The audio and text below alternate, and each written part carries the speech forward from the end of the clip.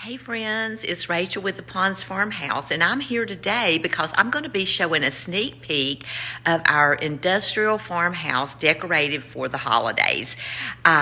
This year I am focused on budget-friendly, DIY, economical, and sustainable decorating. Therefore, I don't have all of my greenery out because it's just a little bit too early, but I thought I'd give you a sneak peek of what it's going to look like.